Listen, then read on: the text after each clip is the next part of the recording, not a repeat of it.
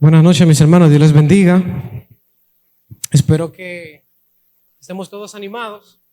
Hoy les traigo un tema que es de interés para todos nosotros. De algún modo todos conocemos algo del tema. Quizás la manera en la que lo abordemos hoy sea un poquito diferente para usted, pero está en la palabra de Dios y vamos todos a aprender de ella. La semana pasada estuvimos trabajando el contraste entre la visión pentecostal y carismática sobre lo que eran algunos de los ministerios del Espíritu Santo. Hablábamos de lo que ellos consideran que es el bautismo del Espíritu Santo. Hablábamos de lo que ellos consideran que es la llenura del Espíritu Santo y luego lo que es la manifestación de la llenura del Espíritu Santo, que es el hablar en lenguas. También vimos la parte histórica que tenía que ver con que el hablar en lenguas y la llenura del Espíritu era una segunda experiencia luego de haberse convertido. Es la manera en la que ellos lo interpretan. Vimos que sus bases bíblicas se fundamentan en el libro de los Hechos, con algunos pasajes de la Biblia donde primero la persona se convertía a Jesús, luego recibía al Espíritu Santo, como en el caso de Samaria, como en el caso de Cornelio, como en el caso de las personas de, ahí estábamos viendo Hechos capítulo 8, vimos Hechos capítulo 9, el capítulo 19 también, que son como las bases que ellos tienen para identificar. Primero me convierto a Dios, luego recibo el bautismo del Espíritu y cuando me bautizo en el Espíritu hablo en lenguas. Esa era la visión pentecostal y carismática, que son dentro de la misma rama. Nuestros hermanos, hay una división. Carismáticos, los que creen en los dones de Dios, los carismas, y pentecostales, los que tienen su base bíblica en lo que ocurrió en Pentecostés. Ese era como el contraste que vimos. Luego vimos la otra parte, lo que la Biblia define como llenura del Espíritu Santo, Efesios capítulo 5, verso 18, diciendo que debemos ser llenos del Espíritu Santo. Y luego vimos la otra parte que tenía que ver con la definición bíblica de lo que es ser bautizado en el Espíritu. Para fijar este conocimiento, hoy quiero iniciar con eso y luego pues continuamos con la extensión del estudio. El libro de Apuntes Doctrinales de nosotros, los templos bíblicos, aborda estos temas. Y como algunos hermanos también estábamos conversando el miércoles pasado, hay una diferencia entre la regeneración. Esto es doctrina fundamental, pero es de vital importancia para todos, porque cuando lo entendemos, podemos alabar a Dios correctamente y podemos glorificarle por las cosas que Él ha hecho. Regeneración es el proceso de una nueva naturaleza. Cuando usted se convierte a Dios, Él le da una nueva naturaleza. Esto se llama regeneración. Y es un ministerio del Espíritu Santo. Otro ministerio es la llenura del Espíritu Santo. Y cuando las personas estamos llenas del Espíritu Santo, podemos manifestar poder. Recuerden que Jesús le dijo que cuando el Espíritu Santo venga sobre ustedes, iban a recibir ¿qué? Poder.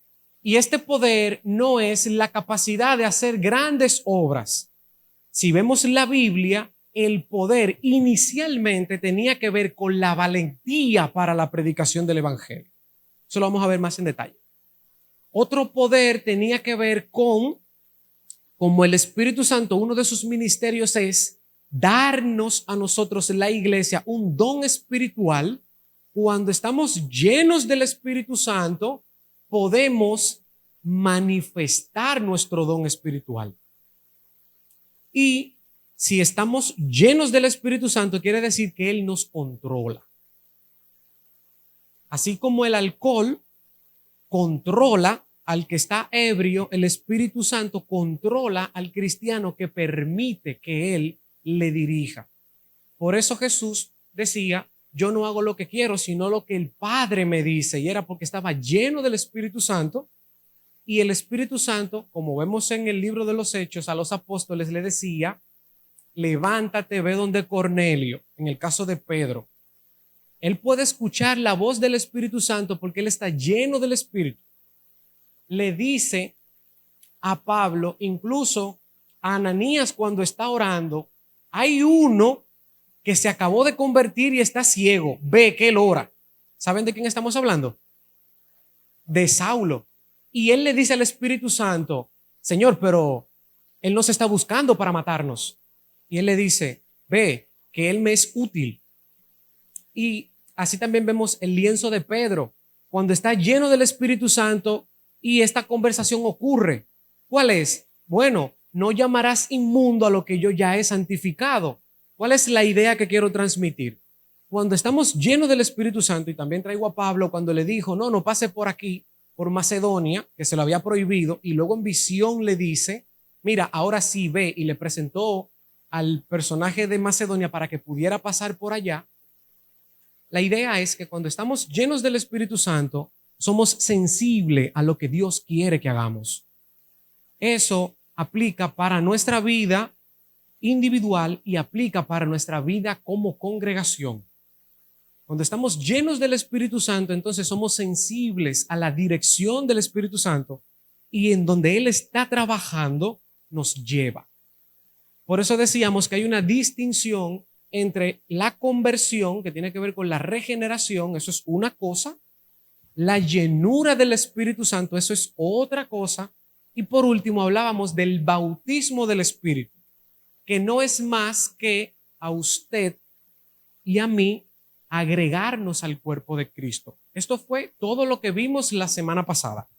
Para fijar el conocimiento, vamos a ver lo que dice el libro de apuntes doctrinales de los templos bíblicos. En la página 58 específicamente habla de estos temas. Los autores dicen lo siguiente para que nosotros podamos tener, por así decirlo, una base doctrinal. No es que me lo estoy inventando, sino que lo creemos así. Por lo menos los templos bíblicos lo creen así. Y usted puede estar en desacuerdo. El bautismo con el Espíritu Santo, página 58, es una obra distintiva de la iglesia. Lo que quieren enfatizar con esto es que no ocurría en el Antiguo Testamento.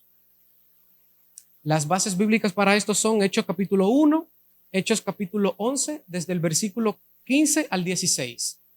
Y esta obra del bautismo con el Espíritu Santo es común a todos los creyentes, es decir, que nos ocurre a todos, y que ocurre únicamente en el momento en el que usted entrega su vida al Señor. Es decir, que el cristiano efectúa o percibe el bautismo del Espíritu Santo una única vez, y ocurre cuando nos convertimos.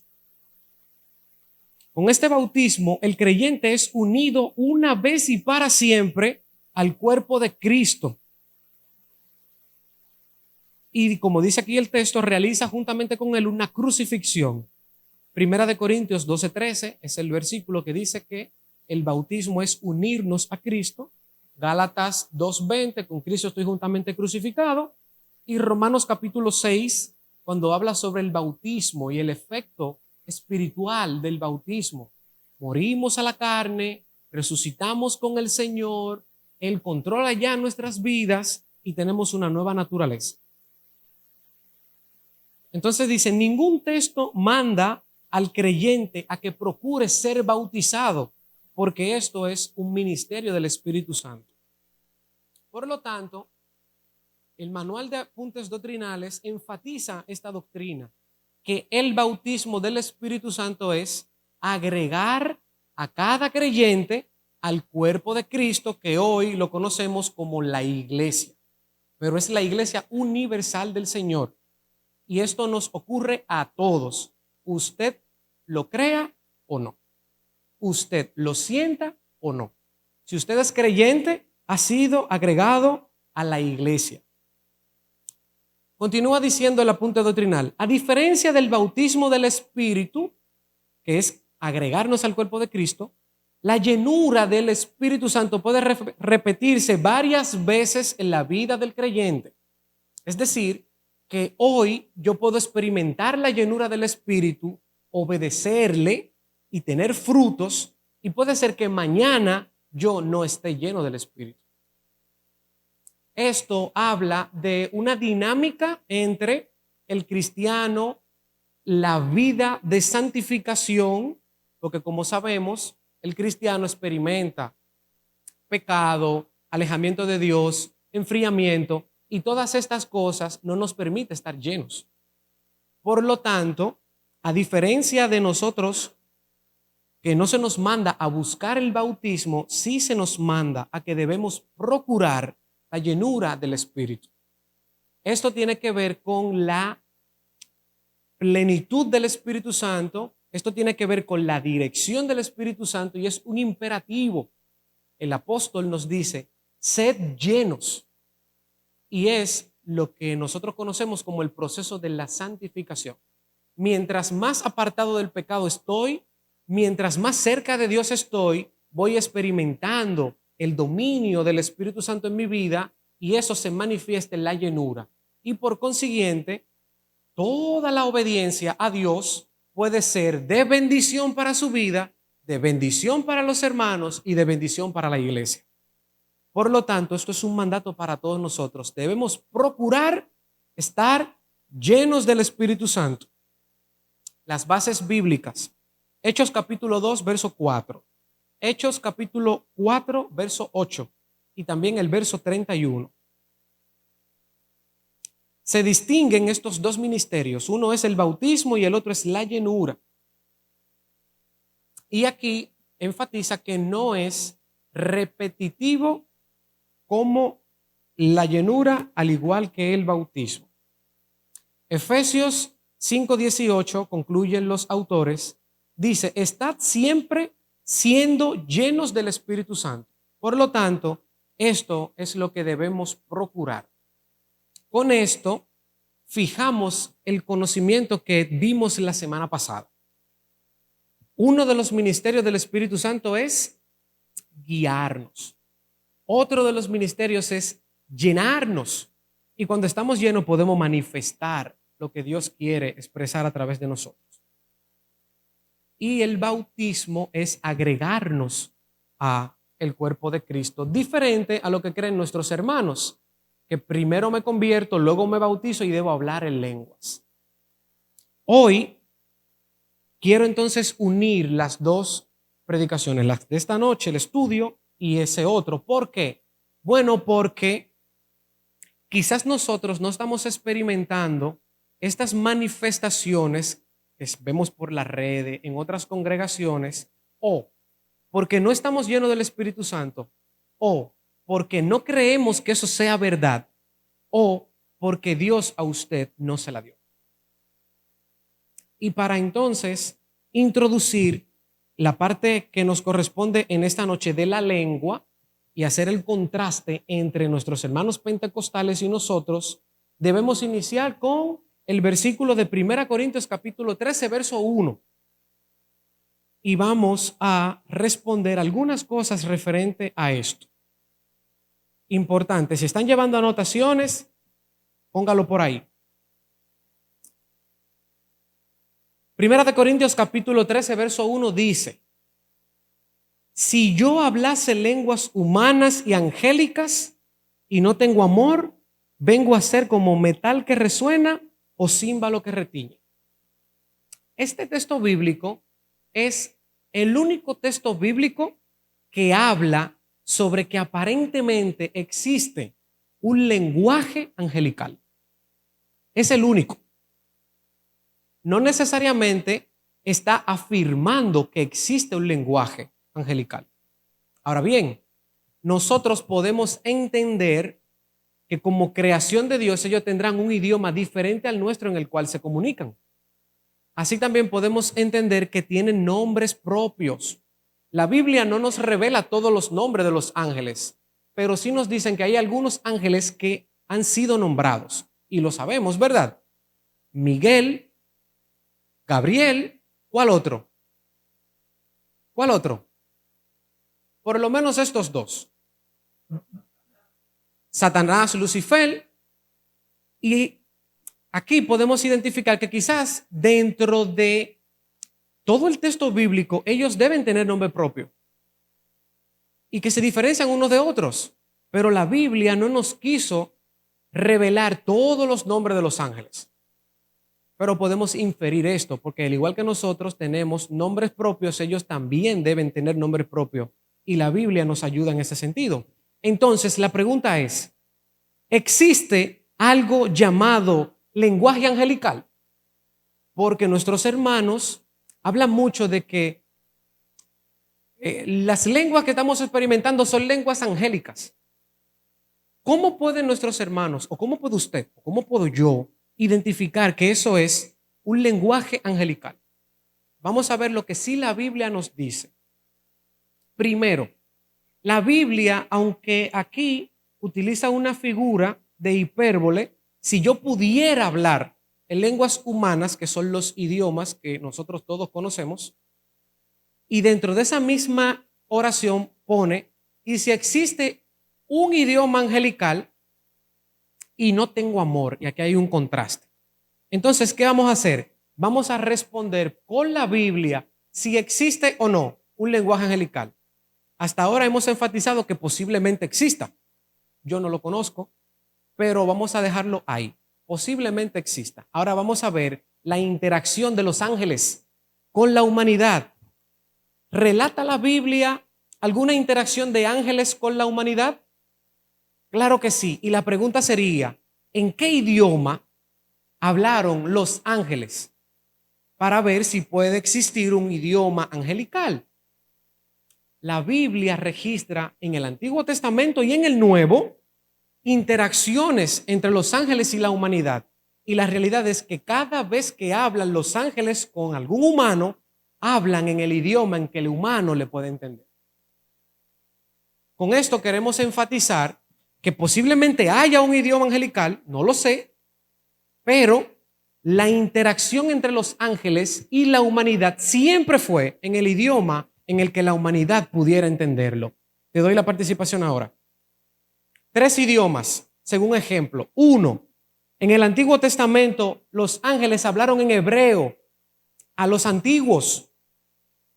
2, los ángeles le hablaron en arameo a los antiguos. Y 3, en el Nuevo Testamento los ángeles le hablaron en griego a los antiguos.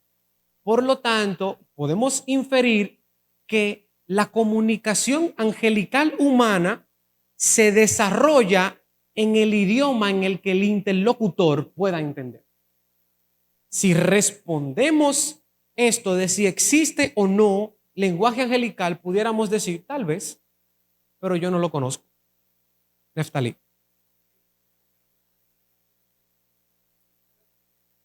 Muy bien.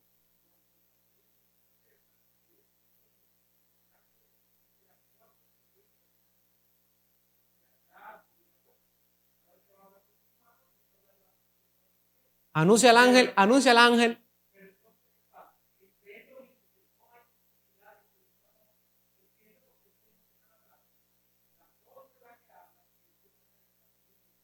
La puede entender. Apocalipsis. Sí, claro.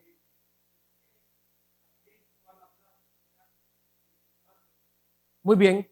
¿Por qué quise empezar con esto? Bueno, porque con esto derribamos un argumento de que si existe un idioma angelical, usted y yo no debemos procurarlo, porque la interacción entre los ángeles siempre será, y lo vamos a ver por la Biblia, en el idioma en el que usted lo puede entender.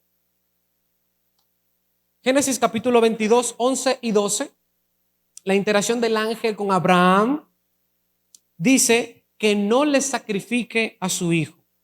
En este pasaje, el ángel del Señor llama a Abraham para detenerse al momento de sacrificar al niño y le dice, no extiendas tu mano sobre el niño. Y Abraham le puede entender en el idioma que hablaba, hebreo.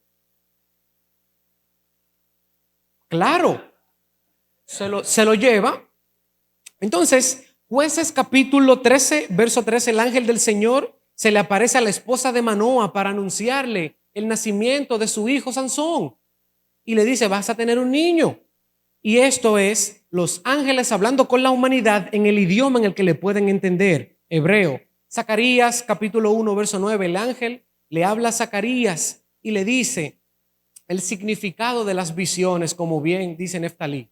Pero vamos a la parte de los hebreos en el exilio, cuando se llevan a los príncipes que están bajo el imperio babilónico, están hablando arameo. Y aquí en Daniel capítulo 10, versos 11 y 12, cuando el ángel, a menudo que se identifica con el nombre de Gabriel, se comunica con Daniel, habla en el idioma en el que Daniel le puede entender. En este caso era el arameo. Y por último, en la parte del Nuevo Testamento, el ángel Gabriel, cuando se le aparece a María, ¿en qué idioma le habla? Bueno, en el que ella lo podía entender. Salve, favorecida. Esto lo vemos en Lucas capítulo 1. También vemos cuando los ángeles les anuncian a los pastores que el rey había nacido. Luego también vemos Lucas capítulo 1, verso 30 y al 38. Gabriel se le aparece a María, como dije. Gabriel habla con Zacarías en el templo, en el idioma en el que le puede entender. Y Lucas capítulo 2, un ángel aparece a los pastores en Belén y les habla en el idioma en el que ellos se le pueden entender. Para concluir este punto en específico, podemos entender, si existe un idioma angelical, que creo que debe haber, yo estoy convencido, aunque no lo pueda demostrar, debe haber. Lo que la Biblia nos enseña y lo que Dios ha querido que usted y yo sepamos es que los ángeles, cuando van a interactuar con la humanidad, hablan en el idioma en el que la humanidad le puede entender. Por lo tanto, usted no debe procurar hablar un idioma angelical, porque Dios a usted le va a hablar en el idioma en el que usted pueda entenderle. ¿Queda claro? Muy bien, habiendo introducido entonces esta parte de la lengua, para que pasemos luego a desarrollar toda esta parte de el don de lengua. Quiero enfatizar nuestro estudio en el capítulo 14 de Primera de Corintios. Aquí quiero mostrarle dos caras diferentes de lo que es el don de hablar en lenguas. ¿Por qué? Porque hoy está muy de moda esto. Y nosotros, por la formación bíblica que tenemos ya una idea preconcebida de lo que es. Y a veces no nos permite estudiar el texto bíblico.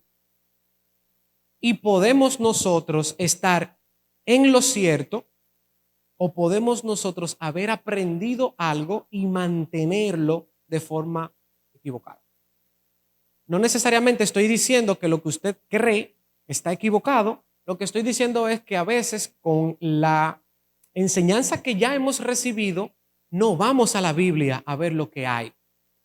Y debemos ser como las personas de Berea, que escuchan la palabra de Dios, van al texto bíblico, corroboran lo que se está diciendo y si es así, lo creen. Por lo tanto, haga usted lo mismo hoy con este mensaje. Vamos a ver primero el trasfondo de Corintio.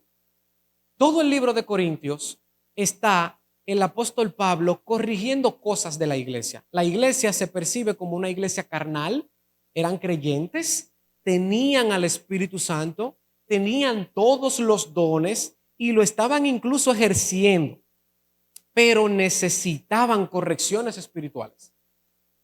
Y todo el libro inicia primero con la división, con la corrección a la división de la iglesia. Yo soy de Pablo, yo soy de Pedro, yo soy de Apolos.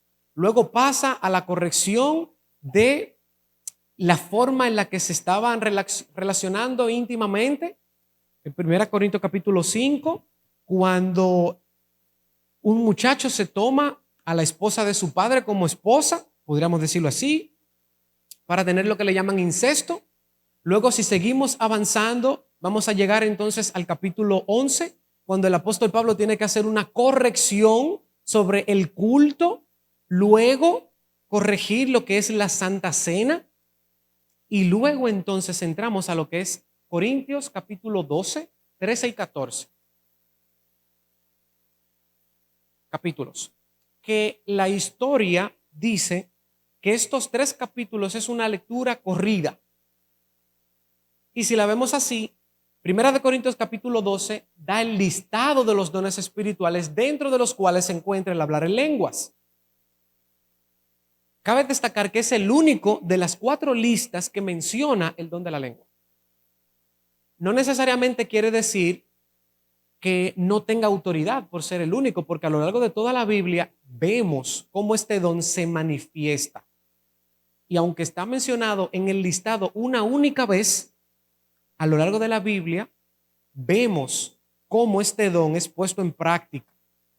El capítulo 13 habla sobre la supremacía del amor y está hablando de que lo importante no son los dones del Espíritu, porque ellos cumplen una función, la edificación del cuerpo de Cristo. Lo importante es el amor con el que se hace esto, porque los dones del Espíritu y el fruto del Espíritu van de la mano. Si usted no manifiesta el fruto del Espíritu con su don, está cometiendo un error. Y esto es lo que 1 Corintios 13 quiere enseñar. No como lo hemos visto, y puede ser así también, que ese es el capítulo del amor.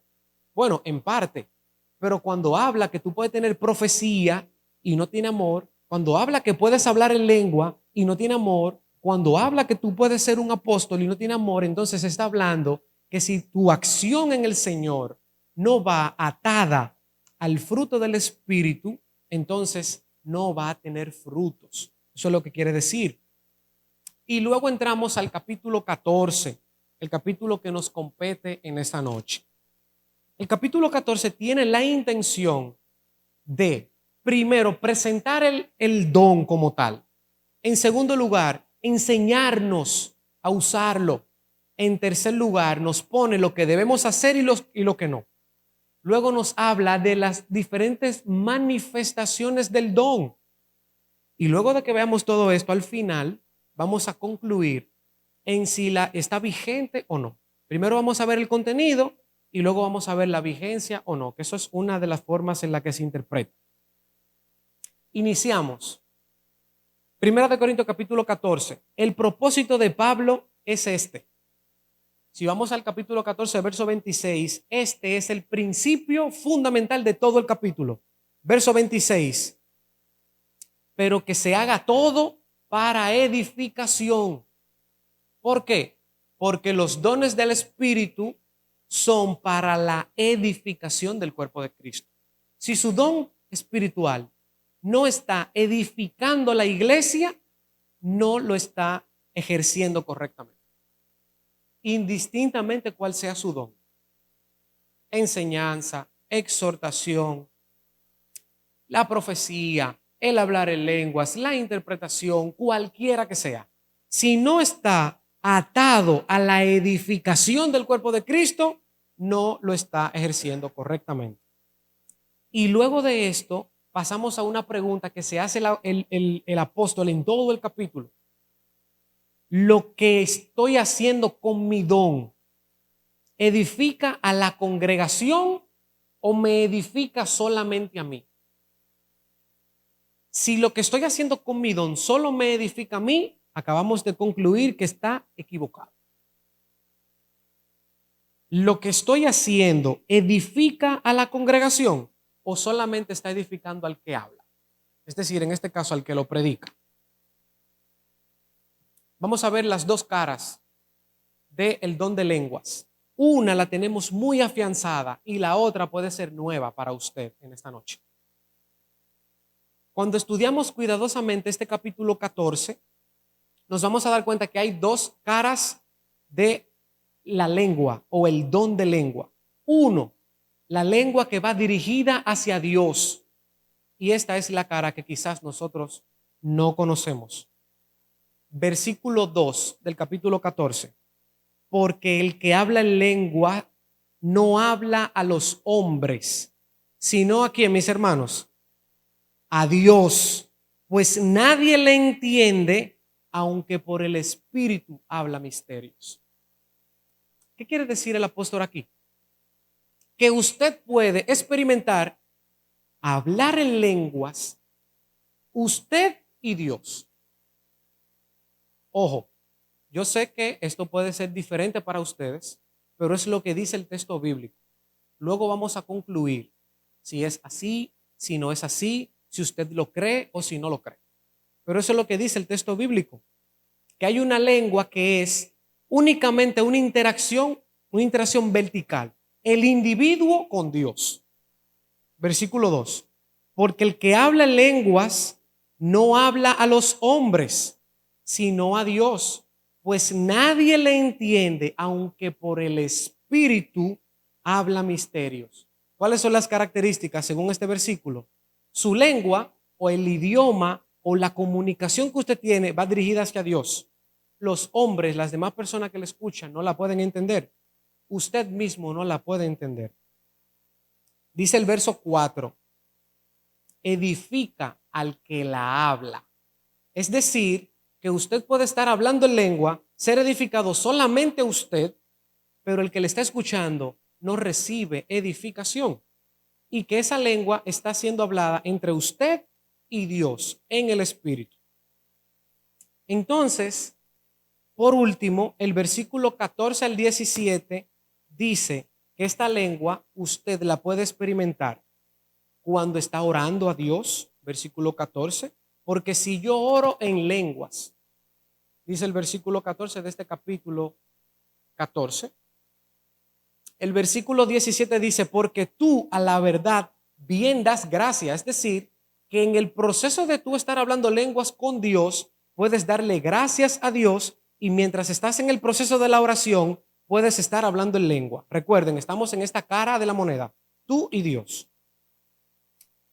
Y el énfasis de estos versículos que está en el capítulo 14, anótelo para que lo estudie en su casa, es una conversación espiritual entre usted y Dios. Esa es la primera cara, que por lo regular no es la cara que todos manejamos. Manejamos esta otra cara, que es la segunda forma de cómo verlo en este capítulo. La lengua como una señal para los incrédulos. Pablo dice en el versículo 21, vaya conmigo, en otras lenguas y con otros labios hablaré a este pueblo. En el verso 21. Y aquí hace una referencia profética al texto de Isaías 28, desde el versículo 11 hasta el versículo 12. Y esto lo que quiere decir es que Dios iba a utilizar este don espiritual para que el pueblo reciba de lengua extranjera la predicación del evangelio por su incredulidad. Es decir, que, vamos a leer el verso, dice, porque en lenguas de tartamudos y en extrañas lenguas hablaré a este pueblo, a los cuales él dijo, el Señor, este es mi reposo, dad reposo al cansado, y este es mi refugio, mas no quisieron oír. Y es una profecía para la tribu de Efraín que se cumple ya en el Nuevo Testamento, indicando aquí el reposo de Dios como la salvación, que se le iba a hablar al pueblo, pero el pueblo no iba a querer oír lo que era para salvación. Si conectamos esto con la carta de Romanos, el apóstol Pablo dice, no se gloríen mucho porque ustedes son salvos. Recuerden que son injertados en la salvación, porque del pueblo hebreo es la circuncisión, la ley, los profetas. ¿Recuerdan el texto? Lo que no quiere decir es no sean ustedes orgullosos ni altaneros porque hoy son salvos. y porque se nos ha dado el ministerio de poder ayudar a las personas a venir a Cristo. Entonces, continuamos para que veamos esta segunda cara y luego poder contrastarla una con otra. El uso en estos versos específicamente, en el versículo 21 y el versículo 22 dice: en otras lenguas y con otros labios hablaré a este pueblo. Verso 21 de Primera de Corintios capítulo 14. Dice el 22, así que las lenguas son por señal, ojo este punto, no para los creyentes, sino para los incrédulos. Es decir, que si usted como cristiano hoy está procurando hablar en lenguas, entienda que el hablar en lenguas no es para usted utilizarlo a los creyentes, sino que es una señal para dar testimonio ¿a quiénes? A los incrédulos, a los que no creen. Y esto es importante verlo así porque ¿en qué lugar se habla lenguas? ¿Alguien sabe? ¿En qué lugar se frecuenta el hablar en lengua? No, en lo cotidiano. Ustedes cuando están viendo a alguien en internet, en una iglesia, en una reunión de hermanos, hablando en lenguas, entonces el texto lo que te quiere decir es, y vamos a ver entonces qué se debe hacer y qué no. Si vas a hablar en lengua, no es como nuestros hermanos creen, que tú hablas en lengua como la evidencia de que Dios está en ti. No, sino que tú vas a hablar en lengua para darle testimonio ¿a quiénes? A los no creyentes. Y si debieras experimentar el hablar en lenguas, no debe ser en la iglesia, te doy la palabra, para evidencia entre nosotros, sino para quiénes? Para los no creyentes, para los incrédulos. Y es importante ver esto porque este es un mecanismo que Dios utiliza para darle salvación a su pueblo. Y el apóstol lo está enseñando de esta manera. La otra evidencia es lo que ocurre en Hechos capítulo 2. Y ahora te voy a dar, Neftali, la participación en este punto.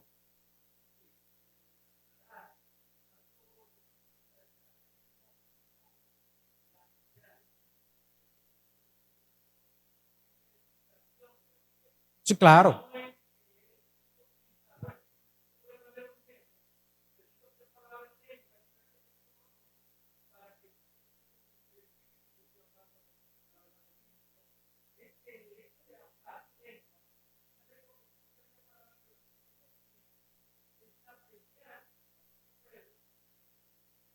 Lo vamos a leer, lo vamos a leer.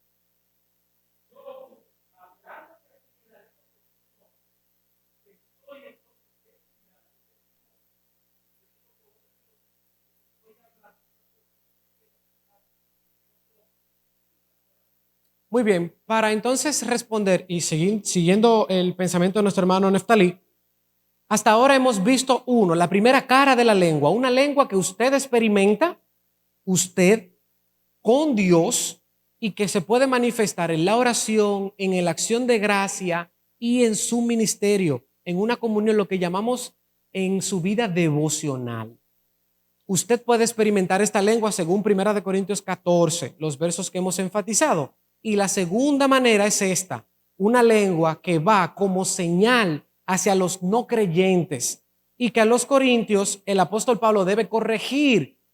Y eso es lo que está haciendo porque los hermanos habían puesto la lengua por encima de los demás dones espirituales y lo estaban haciendo no para la señal a los incrédulos, sino para entender que yo estoy más lleno del Espíritu Santo que tú, o para que tú te des cuenta que yo hablo lengua y tú no.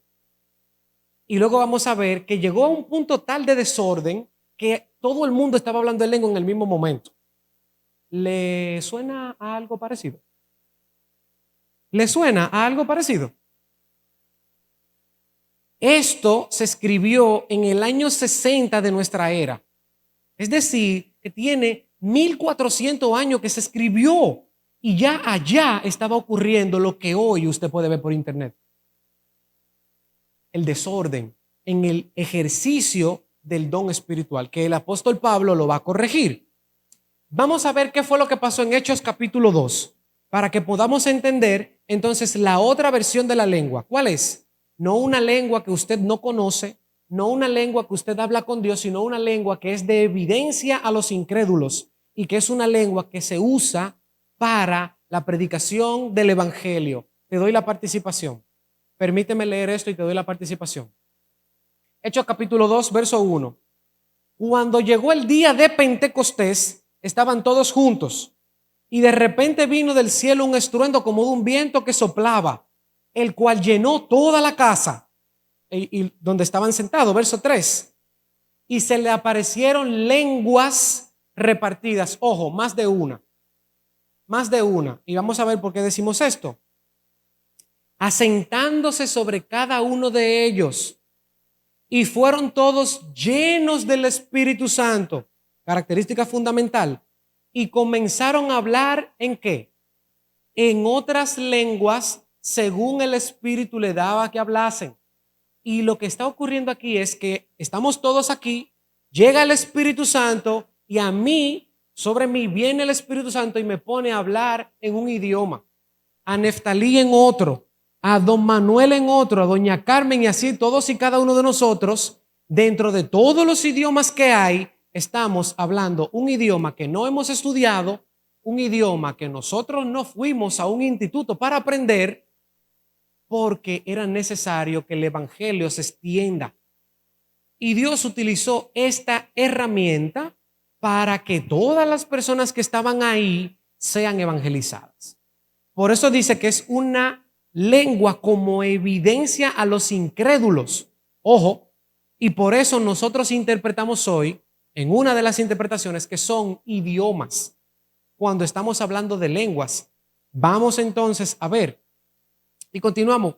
Moraban entonces en Jerusalén ¿cuántas nacionalidades? Judíos, varones piadosos de todas las naciones debajo del cielo. Y dice, había una gran multitud y estaban confusos porque cada uno, ¿qué pasaba? Les oía hablar en su propia lengua de nacimiento. Y vamos a ver la cantidad de nacionalidad que habían aquí. ¿Cómo pues, versículo 8, les oímos nosotros hablar a cada uno en nuestra lengua en la que hemos nacido?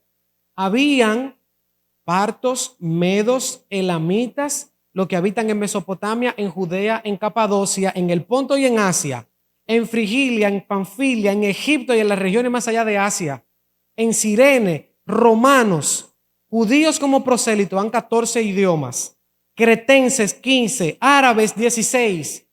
Habían 16 nacionalidades reunidas en el momento, claro, al menos. Bueno, estoy tomando el texto como la referencia. Al menos 16. Estaban todos reunidos ahí y el Espíritu Santo viene sobre cada uno de los hermanos y de esos 16 idiomas a cada uno le dio un idioma para hablar. ¿Qué estaban haciendo? Debían predicar el evangelio.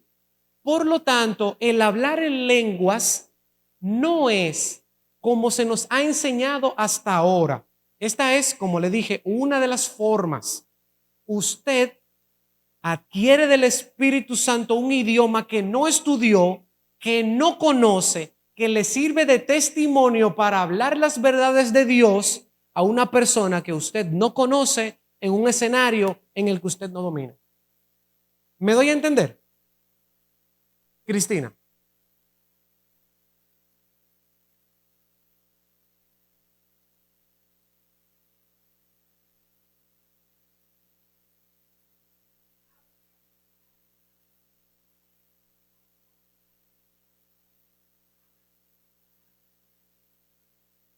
Mira, el caso puede aplicarse porque dice que Eli la veía como que estaba ebria. Y eso de la ebriedad tiene que ver no necesariamente sino con la llenura del Espíritu. Por eso iniciamos hablando del tema del Espíritu, del ministerio del Espíritu Santo, de la llenura. Si estás lleno del Espíritu Santo, Él te está controlando, puede ser que tú des una visión distorsionada de lo que está pasando. Ojo, que en este mismo relato va a ocurrir, porque según el relato eran las 9 de la mañana cuando el Espíritu Santo vino sobre los hermanos y las personas, en el versículo 13, vayan conmigo, mas otros se burlaban diciendo, están llenos de mosto. Y lo que quiere decir aquí, están borrachos. Si vemos el versículo 14, entonces Pedro se puso en pie y ¿qué respondió? Varones judíos y todo lo que habitan en Jerusalén, esto sea notorio y oíd mis palabras. Versículo 15, estos no están ebrios como ustedes suponen, porque son las 9 de la mañana. Entonces, pudiéramos decir, Cristina, para responderte, que lo que está pasando con Ana es que ella está llena del Espíritu Santo y que ella está orando a Dios y que Eli lo que está viendo de ella, porque dice que ella hacía muecas, porque era una oración sin sonido. Eso es lo que está ocurriendo. Él entendió que ella estaba borracha, pero posiblemente lo que el texto quiere explicar es que estaba llena del Espíritu Santo, bajo el efecto del Espíritu Santo. No necesariamente tiene que ser una lengua hablada en caso del modelo 1 que he presentado en esta noche. Y la base bíblica es esta misma, porque te dice, y lo vamos a ver más adelante, que tú puedes alabar a Dios en el Espíritu, que tú puedes cantar a Dios en el Espíritu, pero que también lo hagas con el entendimiento. Y aquí hay una doble aplicación. Tú puedes estar lleno del Espíritu Santo, tú puedes experimentar algo que le llaman el éxtasis bíblico, que usted lo ha leído muchas veces, y estar en una comunión con Dios, que eso sea una manifestación. Pero tú no te vas a dar cuenta, porque para ti es un misterio. Eso es lo que dice el texto. El que habla misterio si no lo entiende, porque su espíritu ora. Lean el capítulo, para allá íbamos, pero no hemos llegado ahí. Pero el entendimiento queda sin comprender lo que está pasando. Otra manera de cómo verlo y poder enlazarlo es ese ministerio del Espíritu Santo en el proceso de la oración que habla de gemidos indecibles. ¿Lo han leído? Este gemido indecible es la transformación de la oración para que a Dios llegue lo que realmente usted necesita. Y lo que está pasando es una conversación. ¿Habían visto esta otra forma? ¿Lo habían visto? Dime.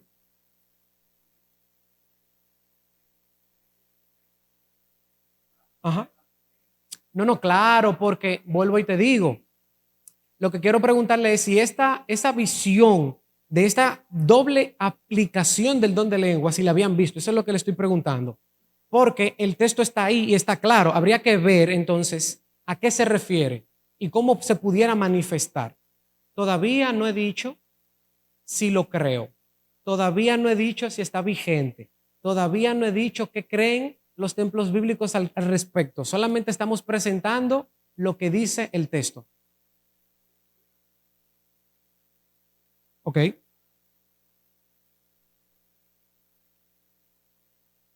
Ok, vamos a ver.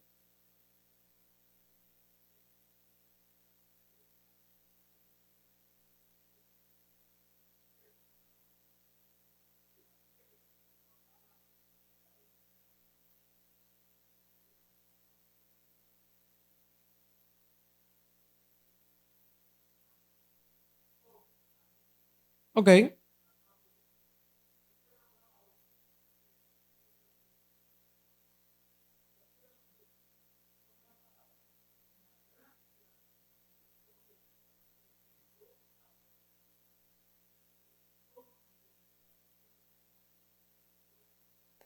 Esa es una manera de interpretar el versículo.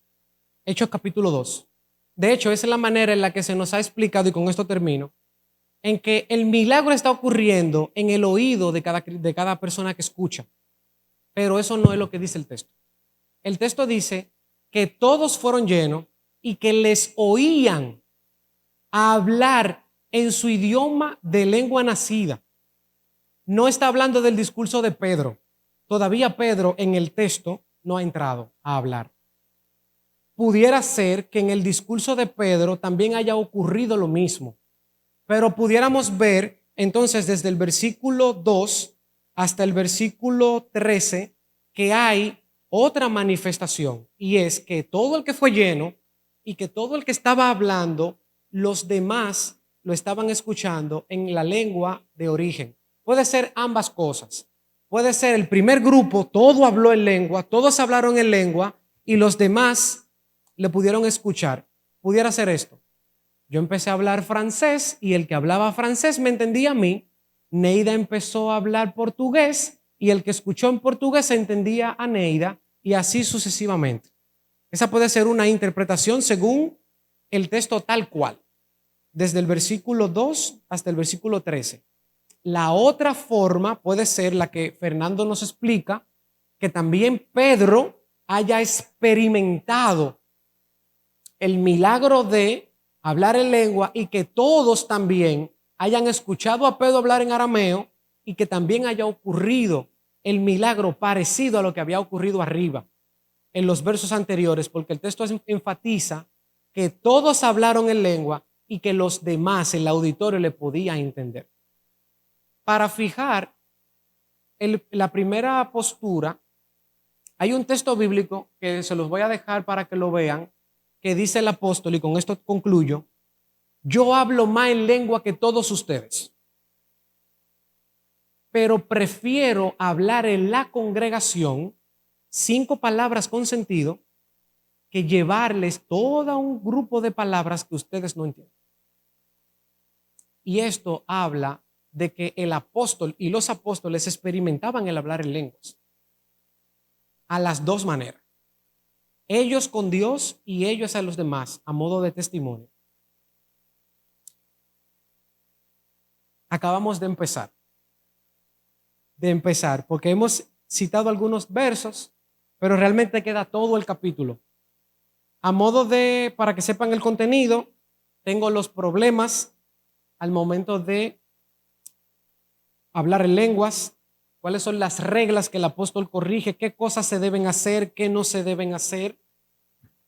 Tengo aquí también las prohibiciones. Tengo aquí el modelo bíblico de cómo se debe utilizar la lengua en la iglesia. Tengo aquí una diferencia entre el don de profecías, que es el predicar, y el don del hablar en lenguas, que también se relata en todo este capítulo 14. Y tengo principios fundamentales del capítulo que nos van a poder ayudar a identificar qué hacer, qué no hacer, cómo identificarlo. Les estimulo a que lean todo el capítulo 14 de Primera de Corintios para que en una siguiente oportunidad que estemos juntos podamos ver entonces todo lo demás que dejamos de lado. Amén. Dios les bendiga.